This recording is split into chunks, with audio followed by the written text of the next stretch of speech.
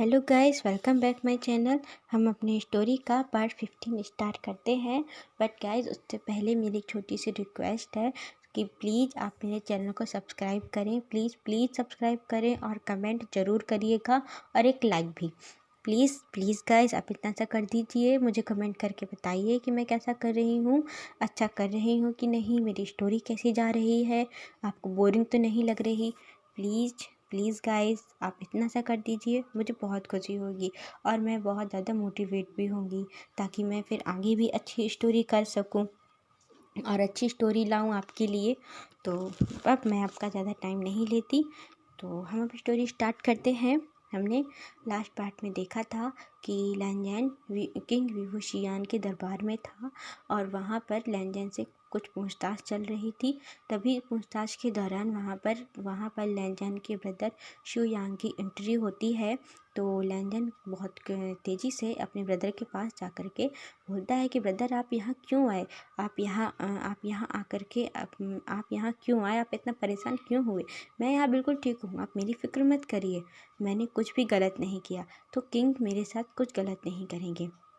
ये बात जब लैंजन ने कहा ना कि मैंने कुछ भी गलत नहीं किया, तो वहाँ बैठे एक मिनिस्टर को ना उसकी बात बिल्कुल अच्छी नहीं लगती।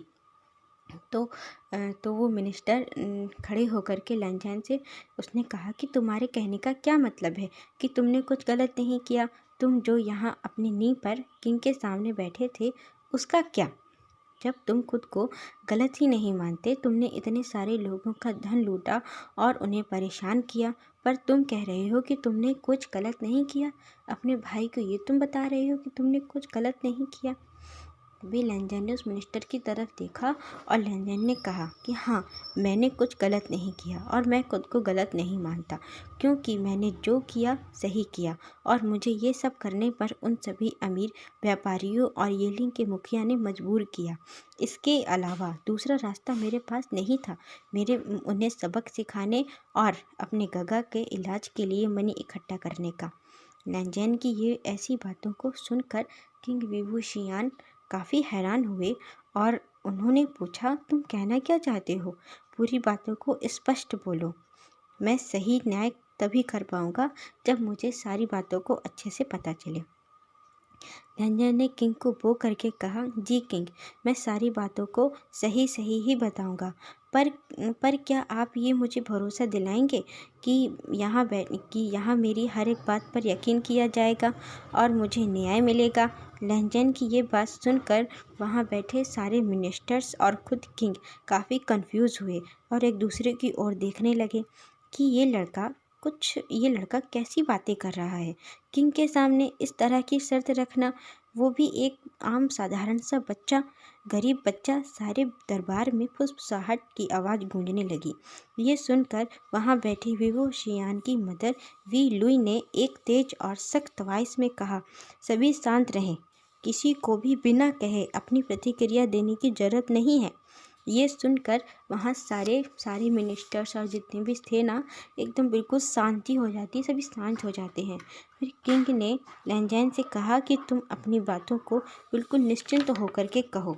तुम्हारी पूरी बात सुनकर ही हम किसी नतीजे में आएंगे। किसी नतीजे में आएंगे। तभी शुयांग ने लैंजन का हाथ तेजी से दबाते हुए और उसे आंखें दिखाते हुए कहा कि तुम ये सब क्या कर रहे हो? ये सारी बातें किंग को मत बताओ। यदि तुमने किंग को बता दिया तो वो सारे लोग हमें जीने नहीं देंगे, समझे?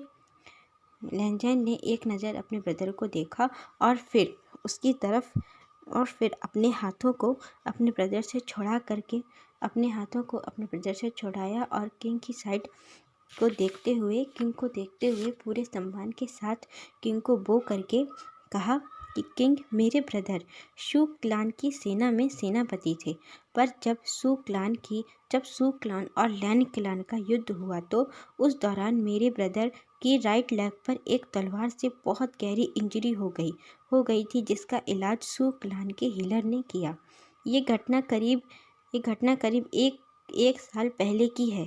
तब वो ठीक तो हो गए थे, पर उनके लेग में एक गहरा इन्फेक्शन हो गया, जिसके कारण ब्रदर को चलने फिरने में बहुत पेन होता था। हम दोनों सुकलान गए। वहाँ के किंग से परमिशन लेकर के उनके हीलर से इलाज कराती। पर सुक्लान के किंग सुसे ने मिलने से इनकार कर दिया।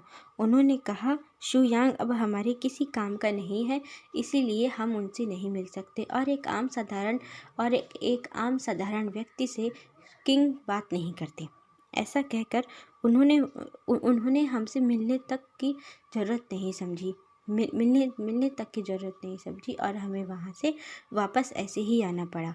तब हम सुक्लान से लौट करके आ रहे थे, तब रास्ते में एक इन में हम दोनों रुक करके कुछ खाने पीने के लिए रुके। तो वहाँ एक इन में ही बैठे एक व्यक्ति ने हमें बताया, जब एक व्यक्ति ने मेरे ब्रदर को देखा और उनके लेग को देखा तो उन्होंने बताया कि आपका इलाज ना, जो इन्फेक्शन हुआ है, काफ़ी गहरा है और इसका इलाज आपको यीलिंग शहर में मिल सकता है।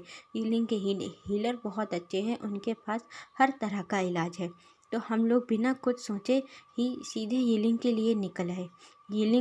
जब हम लोग यीलिंग पहुँचे तो यहाँ पर आकर एक छोटे से इन में हम लोग रुके और हमने एक बहुत अच्छे हीलर का पता किया। जब हमें यहाँ पर एक हीलर, जो यहाँ के मेन हीलर हैं, काफ़ी बड़े हीलर हैं यीलिंग के,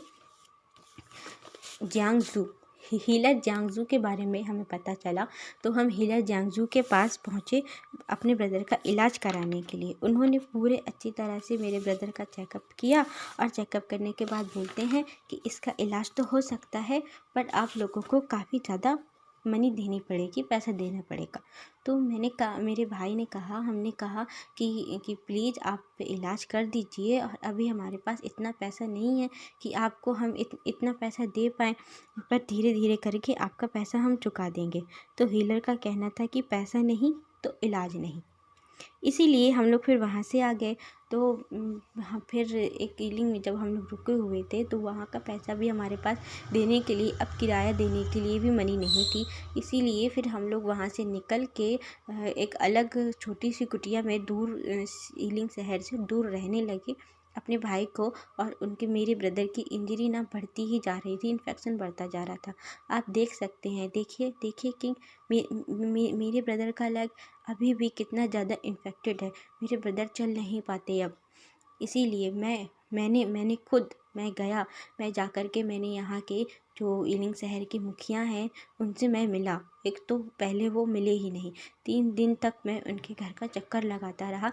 इसके बाद 3 दिन बाद मेरा उनसे मिलना हुआ और मैंने उनसे कहा कि मुझे मेरे ब्रदर के इलाज के लिए आप कुछ पैसा दे दीजिए, धीरे धीरे करके हम आपका पैसा लौटा देंगे और यदि पैसा नहीं दे पाए तो मैं आपके यहाँ खुद काम भी करूँगा, ताकि आपकी जो भी पैसा है वो पूरी तरह से हम आपको दे पाएँ, उसकी भरपाई कर पाएँ आपके पैसे की। तो उस मुखिया ने मुझसे कहा कि सबसे सीधी सी बात है कि मुझे काम के लिए मेरे पास बहुत सारे व्यक्ति हैं, और देखो तुम एक छोटे बच्चे हो, बहुत सुंदर हो और बड़े प्यारे उम्मीका हो।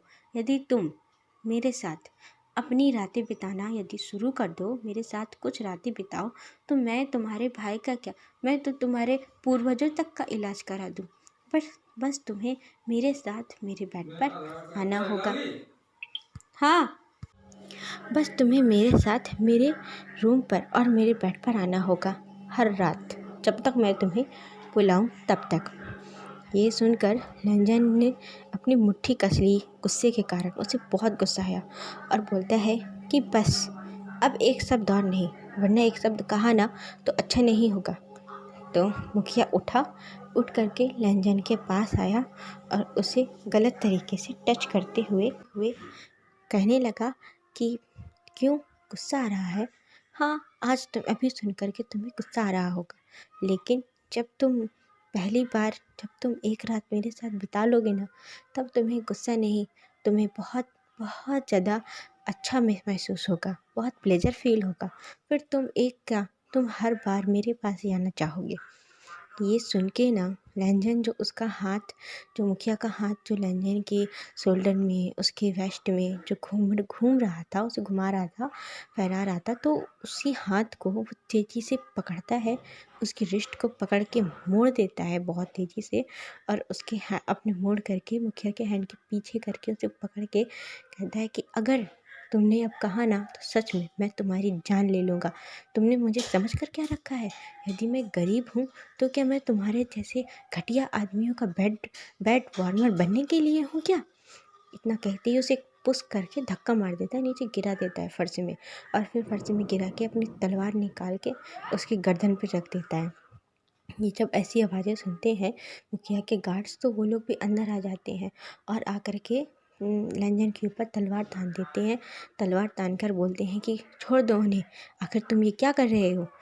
तो कहता है कि मैं छोड़ दूँगा, अपने मालिक को समझा कर रखना, ताकि दोबारा मुझे ऐसा कहा है, मुझे कोई कमज़ोर ओमेगा समझने की कोशिश ना करे, वरना अच्छा नहीं होगा। तो कहे कि एक खींच के किक करता है उसके ऊपर, उस मुखिया को, और फिर वहाँ से वो चला जाता है लैंजन। लैंजन के जाने के बाद मुखिया उठकर बैठता है और कहता है कि बहुत अकड़ है उस ओमेगा में, मुझे बहुत पसंद आया, मुझे ये अपने पास चाहिए, कैसे भी करके मुझे ये अपने पास अपने बेड पर चाहिए, ऐसा कहता है। लैंजन ने जाते हुए उसकी ये बात सुनी और कुछ ना कह के वहाँ से वो निकल गया। फिर बहुत परेशान होते हैं।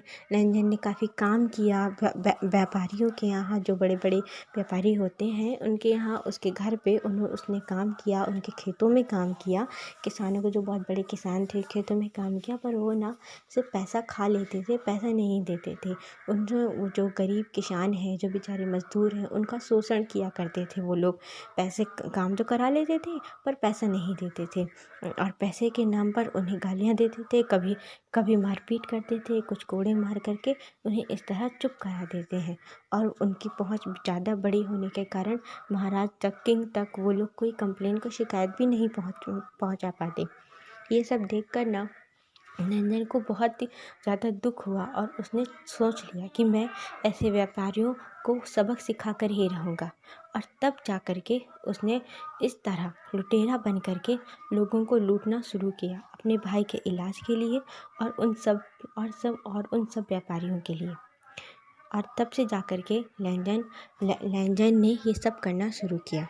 ये सारी बातें सुन करके वहाँ बैठे जो किंग विभूषियान था, वो तो बहुत ज़्यादा ही गुस्से में आ गए थे कि उनके राज्य में, क्योंकि यिलिंग वी क्लान के अंडर में आता है, तो वो भी उन्हीं का राज्य हुआ ना, तो उनके राज्य में इस तरीके की घटना हो रही है, लोगों को, गरीबों को, मजदूरों को इस तरह परेशान करते हैं, उनका शोषण करते हैं, और जो ओमेगा है उन लोगों को इस तरह शोषित किया जाता है, मतलब परेशान करते हैं उन लोगों को।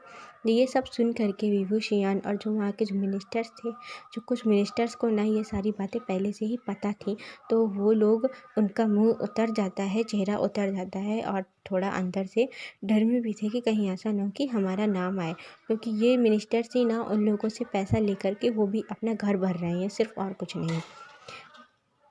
अच्छा गाइस, आज के लिए बस इतना ही। अब हम आगे का बाद में देखेंगे, फिर देखेंगे। बाय। प्लीज़ मेरे चैनल को सब्सक्राइब करिएगा। सो बाय।